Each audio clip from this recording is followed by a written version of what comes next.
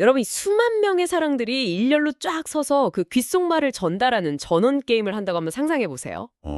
어릴 때 MT 같은 데 가면 많이 하던 그 게임이네요. 네, 맞아요. 그런데 이 게임 규칙이 아주 살벌합니다. 참가자 전원이 자기가 언제, 어디서, 누구한테 그 말을 들었는지 영수증을 다 챙겨야 되고요. 영수증까지요? 벌써 피곤한데요? 그렇죠. 게다가 중간에 단 한 명이라도 영수증을 잃어버리거나 거짓말을 하잖아요. 그럼 맨 마지막에 서 있는 사람이 수천억 원의 벌금을 물어야 합니다. 와, 듣기만 해도 진짜 손에 땀을 쥐게 하는데요. 누군가 중간에서 한 사소한 실수가 전체의 파국으로 이어질 수 있는 거잖아요. 맞습니다. 그런데 여러분, 이게 단순한 상상 속 게임이 아니거든요. 오늘 우리가 깊게 뛰어들 비즈니스 세계에서 지금 당장 실시간으로 벌어지고 있는 현실입니다. 네, 진짜 피말리는 현실이죠. 그래서 오늘 저희가 아주 흥미로운 문건 하나를 이번 심층 분석 자료로 들고 왔습니다. 바로 2026년 3월 케인즈 그룹 지속가능 경영 부문에서 작성한 문건인데요. 제목이 한국환경산업기술원 ESG 교육 차별적 제한 고도화 방안입니다. 제목만 들어도 약간 그 묵직한 소류 냄새가 나죠. 네, 엄청납니다. 사실 여러분, 요즘 ESG라는 단어 뉴스에서 진짜 지겹도록 들으셨잖아요. 맞아요. 정보의 홍수 속에서 좀 피로감을 느끼시는 분들도 분명 계실 겁니다. 그러니까요. 하지만 오늘 우리의 미션은 아주 명확합니다.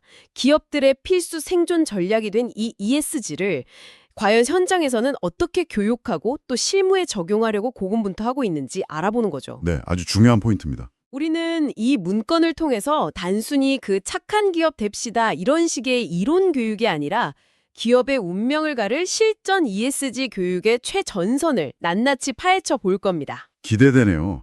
사실 한때는 이 ESG가 약간 정치적 수사나 기업들 마케팅 용어, 그러니까 홍보용어로 많이 쓰였잖아요. 아, 그렇죠. 플라스틱 줄이기 캠페인 같은 거요. 네, 근데 오늘 우리가 다룰 이 제안서는 그런 홍보용 슬로건의 시대가 완전히 끝났다는 걸 보여줍니다. 이제는 실질적인 글로벌 규제 대응, 그리고 피말리는 데이터 싸움으로 넘어갔다는 걸 완벽하게 축소해서 보여주고 있거든요. 데이터 싸움이요? 네, 이 문건 안에는 기업들이 당장 살아남기 위해서 엑셀을 켜고 도대체 뭘 계산해야 하는지가 적나라하게 담겨 있습니다. 자, 그럼 먼저 이 부분을 한번 파헤쳐 보죠. 이 제안서가 가장 먼저 타격하는 지점이 바로 기존 ESG 교육의 한계더라고요. 아, 네, 그 부분 아주 흥미로웠죠. 문건을 보면 기존 교육들은 그냥 이론 중심의 일회성 이벤트에 불과했다. 그리고 너무 범용적인 이론만 다루고 마지막엔 그냥 단순 만족도 조사로 끝났다고 아주 날카롭게 지적하고 있어요. 사실 그럴 수밖에 없었던 이유가 있거든요. 과거에는 ESG가 우리는 환경을 사랑합니다 수준의 선언적인 의미가 강했으니까요. 네, 약간 도덕 교과서 같은 느낌이었죠. 맞아요. 그래서 교육도 원론적인 내용에 머물렀던 건데 이 제안서는 그런 죽어있는 이론을 컨설팅형 교육 프로그램이라는 살아있는 실무로 완전히 전환해야 한다고 주장하는 겁니다. 마치 수영을 책으로만 열심히 배우고 나서 만족도 조사에 책 표지가 참 예뻤어요. 이렇게 답하는 거랑 똑같았던 거네요. 아, 비유가 아주 찰떡이네요. 딱 그런 상황이었던 거죠. 근데 컨설팅형 교육이라 제가 자료에서 구체적인 교육 내용을 보다가 솔직히 좀 어지러웠거든요. 왜? 어떤 부분 때문에요? 막 스코프3, 피카프, GRI, 사스비, 무슨 알파벳 폭탄들이 마구 쏟아지더라고요. 도대체 현장 실무자들은 여기서 무슨 데이터를 어떻게 계상해야 하는 건가요? 아까 오프닝에서 말씀하신 그 살벌한 전환 게임의 영수증, 그게 바로 방금 말씀하신 그 알파벳들입니다. 아, 그게 영수증 이름들이군요? 네, 가장 대표적인데 스코프3 배출량 산정인데요. 기존에는 기업이 자기 공장 꿀뚝에서 나오는 탄소, 그러니까 스코프1이나 자기가 쓴 연기에서 발생한 탄소인 스코프2 정도만 책임지면 됐거든요. 뭐 그건 계산하기 쉽겠네요. 한 달치 전기 고지서만 보면 되니까요. 내 집에서 내가 쓴 전기세 내는 거랑 똑같잖아요. 그렇죠. 아주 심플하죠. 그런데 스코프3는 차원이 다릅니다. 우리 회사가 자동차를 만든다고 한번 가정해 볼까요? 네, 자동차 회사요. 이제는 우리가 사온 타이어, 휠, 시트 가죽, 심지어 그 3차 하청업체가 부품을 붙일 때 쓴 접착제를 만드는 과정에서 배출된 탄소까지 모조리 다 추적해서 계산해야 합니다. 와, 잠깐만요. 내가 만든 접착제도 아니고 저 멀리 베트남이나 중국에 있는 3차 하청업체가 쓴 접착제의 탄소 배출량을 알아내야 한다고요? 네, 맞습니다. 만약 유럽의 자동차를 팔고 싶다면 그 수만 개의 협력업체가 보내온 탄소 영수증을 아까 말씀하신 국제 공식 기준 즉 GRI나 사스비 양식에 맞춰서 오류 하나 없이 증명해내야 하는 겁니다. 대한민국 완성차 업체가 그걸 다 증명해야 한다니 그게 현실적으로 가능한 일인가요? 바로 그 지점입니다. 현실적으로 너무나 막막하고 어렵기 때문에 이 문건이 더 이상 이론 교육은 안 된다. 당장 현업에서 쓸 수 있는 엑셀 실습과 컨설팅이 필요하다고 목소리를 높이는 거죠. 아, 이제 좀 퍼즐이 맞춰지네요. 네, 데이터를 어떻게 수집하고 또 어떤 산식으로 변환해서 글로벌 규제 당국에 보고할 것인지 그 실무적인 메커니즘을 훈련시키는 데 사활을 건 겁니다. 듣고 보니까 왜 예전에 그 만족도 조달 중심 교육이 쓸모 없었는지 확 와닿네요. 근데 여기서 제가 진짜 궁금했던 게 하나 생겼거든요. 네, 어떤 건가요? 철강을 만드는 회사든 스마트폰 배터리를 만드는 회사든 결국 탄소 배출을 줄이자. 이게 공통 목표 아닌가요? 큰 틀에서는 그렇죠. 근데 문건을 보면 굳이 교육 모듈을 A부터 D까지 완전히 쪼개놨더라고요. 그냥 가장 잘 만들어진 범용 엑셀 템플릿 하나를 전 산업군에 쫙 나눠주고 이거 쓰세요 하면 안 되는 건가요? 아주 핵심적인 질문을 해주셨네요. 목표는 같지만 그 목표에 도달하기 위해 풀어야 하는 물리적인 현실, 그리고 규제의 성격이 산업별로 극단적으로 다르기 때문입니다. 아, 극단적으로 다르다고요? 네, 예를 들어서 모듈 A로 분류된 철강 산업하고 모듈 C로 분류된 배터리 산업을 한번 비교해보죠. 철강은 용광로에서 석탄을 직접 태워서 쇳물을 만들잖아요. 그렇죠. 굴뚝에서 연기가 펑펑 나죠. 그러니까 공장 자체에서 뿜어져 나오는 직접 배출량, 즉 스코프 1이 어마어마합니다. 그래서 이들에게 가장 치명적인 규제는 유럽의 CBAM, 즉 탄소 국경 조정 제도입니다. 아, 그 탄소를 뿜어낸 만큼 국경에서 세금을 팍팍 매기겠다는 그 무서운 법안 말이군요. 맞습니다. 그래서 철강 회사들은 무조건 공정 자체의 효율을 높여서 탄소를 직접적으로 깎아내는 공정 개선 실무, 그리고 시밤 신고서 작성법을 미친 듯이 배워야 합니다. 완전 직격탄을 막아내는 방패 훈련이네요. 그럼 배터리 산업은요? 배터리를 조립하는 공장 자체에서는 철강만큼 탄소가 펑펑 나오지 않거든요. 문제는 원자재입니다. 원자재라면 리튬이나 코발트 같은 거요? 네, 리튬, 코발트 같은 광물을 저기 아프리카나 남미에서 캐내고 재련해서 가져오는 그 기나긴 공급망 전체가 문제인 거죠. 아까 그 무시무시한 스코프 3가 여기서 또 튀어나오는군요. 그럼 배터리 회사들은 아예 다른 무게가 필요하겠네요. 그렇죠. 그래서 이들에게는 DPP, 즉 디지털 제품 여건이라는 것과 LCA, 제품 탄소 발자국이라는 완전히 다른 실습 모듈이 제공되는 겁니다. 잠깐만요. 디지털 제품 여건이요? 우리가 해외여행 갈 때 쓰는 그 여권 같은 개념인가요? 네, 원리는 아주 비슷합니다. 사람 대신에 배터리가 여권을 들고 유럽 국경을 넘는다고 생각하시면 딱 맞아요. 배터리가 여권을 들고 간다. 재밌는 표현이네요. 이 배터리에 들어간 코발트가 아프리카의 어느 광산에서 캐어졌는지, 그 과정에서 아동노동 착취는 없었는지, 또 어떤 배를 타고 와서 조립되었는지 그 전 생애 주기의 데이터를 디지털 QR코드 하나에 다 담아서 증명해야 하는 제도입니다. 와, 진짜 무섭네요. 만약에 이 여건이 없거나 데이터가 부실하다, 그럼 아예 유럽으로 수출 자체가 불가능해지는 거죠. 그러니까 철강 회사는 당장 굴뚝에서 나오는 연기를 줄여서 세금 폭탄을 막아야 하는 거고, 배터리 회사는 아프리카 광산부터 시작되는 전 세계 하청업체의 데이터 여건을 만들어야 국경을 넘을 수 있다는 거군요. 네, 완벽하게 이해하셨습니다. 산업마다 처한 물리적 현실이 이렇게 다르니 당연히 똑같은 교육을 할 수가 없었겠네요. 모듈 B, 자동차 부품이나 모듈 D, 화학산업도 이런 식으로 각자의 가장 아픈 규제를 딱 타겟팅해서 교육을 짠 거군요. 맞습니다. 범용 템플릿 하나로는 결코 이 복잡한 글로벌 생존 게임에서 살아남을 수 없다는 냉혹한 현실을 이 제안서가 아주 정확히 꿰뚫어 본 것이죠. 자, 그럼 이 무시무시한 실무 교육을 도대체 어디서 누구에게 하느냐, 이걸 좀 봐야겠는데요. 저는 이 문건에 등장하는 지역 선정 방법론을 보고 참 놀랐습니다. 네, 그 부분도 굉장히 치밀하게 설계되어 있죠. 그냥 뭐 올해 상반기에는 서울에서 2번 하고 하반기에는 부산에서 1번 합시다. 이런 식의 행정편의주의적인 발상이 전혀 아니더라고요. 전문가님, 이 교육 타겟팅은 도대체 어떤 메커니즘으로 이루어진 건가요? 이건 마치 그 전염병의 확산 경로를 예측해서 백신을 투여하는 것과 같은 고도의 타겟팅을 사용했습니다. 지도 위에 2개의 데이터를 겹쳐본 거거든요. 2개의 데이터요? 네, 하나는 특정 산업을 영위하는 기업 밀집도이고요. 다른 하나는 방금 우리가 이야기한 CBAM이나 공급망 실사법 같은 규제 영향도입니다. 이 두 개를 교차 분석해서 규제의 폭격이 가장 먼저 그리고 가장 아프게 떨어질 곳을 계산해낸 겁니다. 와, 전염병 백신 투여라니. 그럼 구체적으로 어디가 그 폭격의 중심지로 나왔나요? 예를 들어서 경북 포항과 경주는 포스코 협력사들이 밀집해 있는 대표적인 철강 도시잖아요. 아, 그렇죠. 쇳몰이 끓는 곳이죠. 네, 당연히 1순위 타겟은 시밤 교육이 되는 겁니다. 반면에 경남 창원은 기계, 방산, 자동차 부품 생태계가 아주 촘촘하게 얽혀 있는 곳이거든요. 창원송단은 하청업체들이 엄청 많잖아요. 맞아요.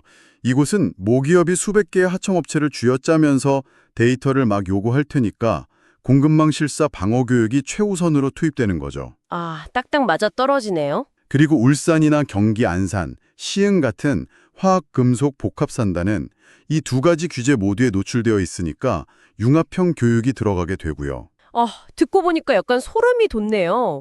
그러니까 저 멀리 유럽의 브뤼셀이나 미국의 워싱턴에서 정치가들이 지구를 살리자며 탕탕 두드린 거대한 환경법안이 돌고 돌아서 결국 대한민국의 포항, 울산, 창원공단의 어느 협력업체 김 과장님 책상 위로 가장 먼저 폭탄처럼 떨어진다는 얘기잖아요.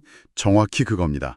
거시적 지정학과 글로벌 환경법이 어떻게 우리 지역사회의 미시적 경제, 그리고 공단 노동자들의 밥줄에 직격탄을 날리고 있는지 그 나비 효과의 현장을 이 자료가 아주 명확하게 보여주는 셈이죠. 브뤼셀의 나비가 창원의 기계공단에 거대한 태풍을 몰고 오는 거네요.